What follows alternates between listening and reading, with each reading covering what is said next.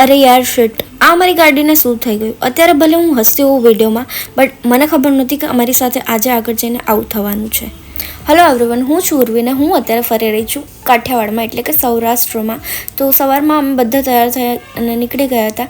અમે લોકો આજે જઈ રહ્યા હતા માધવપુર, અને 6 મિનિટનો રસ્તો બતાવી રહ્યો છે હવે અહીંયાથી માધવપુરનો. તો સવારમાં સૌથી પહેલાં અમે લોકો પહોંચી ગયા હતા બીચ પર, માધવપુર દરિયો જે છે ત્યાં. અને સવારમાં કોઈ નહોતું એટલે ફોટોગ્રાફી એકદમ મસ્ત કરાવી દીધી. અહીંયા મમ્મી પપ્પા કરી રહ્યા હતા એની ફોટોગ્રાફી. અને એના પછી મેં આ ડેઝર્ટવાળી જે રાઈડ છે, મને એનું નામ તો નથી આવડતું, પણ હું પહેલી વાર જ બેઠી હતી તો મને તો બીક લાગતી હતી એટલે હું સાઈડમાં બેસી ગઈ હતી.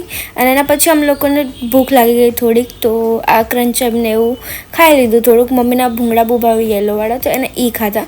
એના પછી થોડીક વાર આમ તેમ ટહેલ્યા બીચ ઉપર, ને એના પછી નીકળી ગયા બહાર. અને બહાર આવીને એવું લાગ્યું કે નારિયેળ પાણી પીવું જોઈએ, કેમ કે ત્યાંનું સૌથી ફેમસ છે એ, અને બહુ જ મસ્ત આવે. તો એ પીને ફરીથી અમે નીકળી ગયા અને પહોંચી ગયા માધવરાયના મંદિર.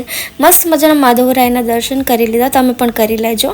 અને એના પછી અમે લોકો બહાર નીકળ્યા તો અહીંયા ગાય દેખાણી, તો પપ્પાએ એને ચારો પણ નાખી દીધો. અને એના પછી અમે રૂકમણી મંદિર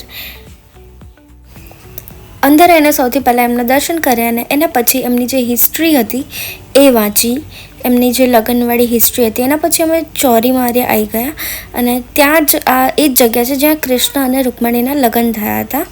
તો આ પણ બહુ જ મસ્ત એક્સપિરિયન્સ રહ્યો. અને એના પછી અમે લોકો નીકળી ગયા ત્યાંથી રિટર્ન. અને એના પછી પેટ પૂજા તો બને જ છે, તો અમે લોકો ખાવા માટે આવી ગયા. Okay, by.